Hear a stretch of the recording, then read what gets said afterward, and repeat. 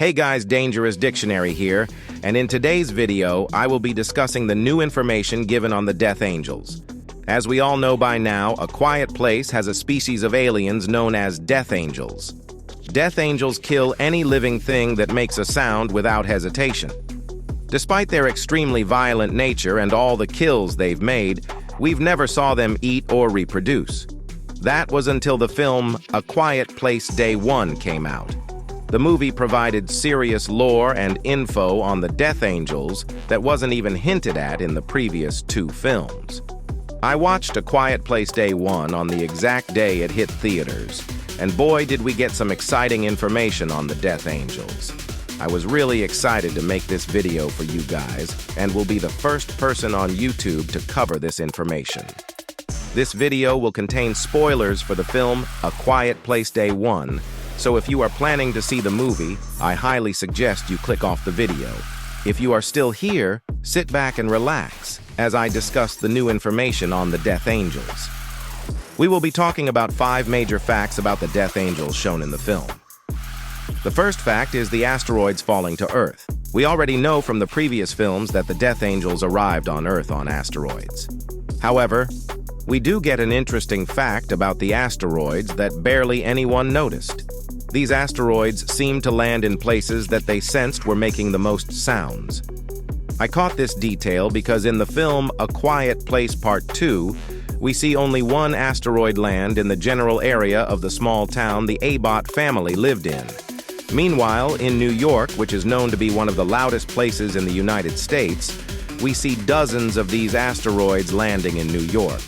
I highly doubt this is a coincidence, and I'm 90% sure these asteroids landed in specific places around the world based on the amount of sound being emitted. The Death Angels have finally been revealed to eat and possibly even reproduce. In a scene where Eric and Frodo are trying to get essentials for Sam, they venture into an area where one of the asteroids landed. In the asteroid, there were several of these fungi-like eggs that released a gas or possible spore from it.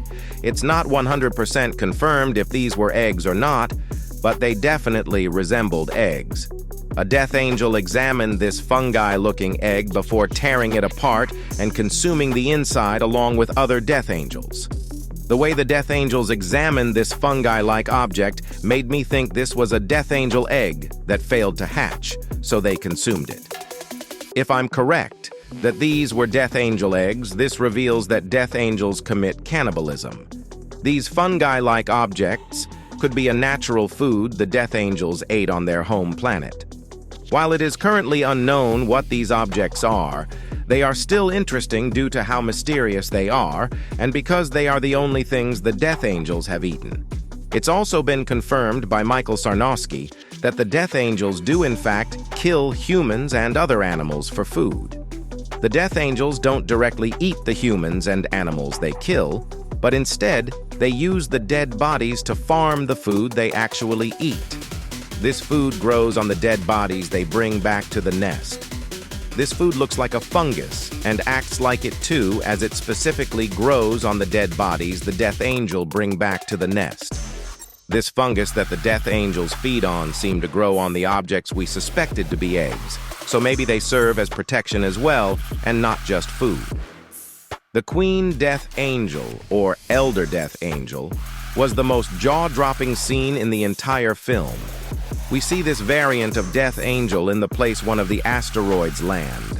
The Queen, or Elder Death Angel, had gray armor with white or light gray markings on the armor as well, and it had noticeable shoulder blades.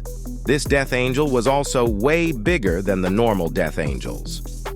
The Queen, or Elder Death Angel, has a noticeably more bulky armor than the normal Death Angels. I estimated the Elder Death Angel to weigh 14 to 17 tons and standing at a height of at least 20 feet tall. Other than the Elder Death Angels being bigger than the normal Death Angels, it had the same biology as its subordinates. We are definitely going to see the Elder or Queen Death Angel in a future Quiet Place film, since this film only gave this variant of Death Angel less than 45 seconds of screen time. The size isn't the only reason why I suspect this variant of Death Angel to be the queen or king of the nest. Its behavior is what brought me to that conclusion. In the film, we see it make a call which attracts the normal death angels. It also doesn't eat the food that the nest produced, and instead allows its subordinates to eat instead of itself. This variant seems to care about its subordinates' needs and treats them like its offspring. This led me to the conclusion that this death angel is a queen or king. It's currently unknown whether there are other queen or elder death angels out there, and this question may not be answered for a while since we were given little screen time for this variant of death angel. In this film, we find out that the death angels communicate with each other. In the last two films, we never see these creatures communicate with each other. The closest thing to communication we saw before was when death angels would emit a specific roar when hunting. This roar would let other death angels know the sounds being made were them attacking something and not another organism making sounds. In the film A Quiet Place Day 1, we see a death angel call out to other death angels after finding food for them to eat. This is the first time we've ever truly seen a death angel communicate with others of the species for survival purposes. This proves, to some extent, that the death angels do care about the survival of the species and not just of themselves.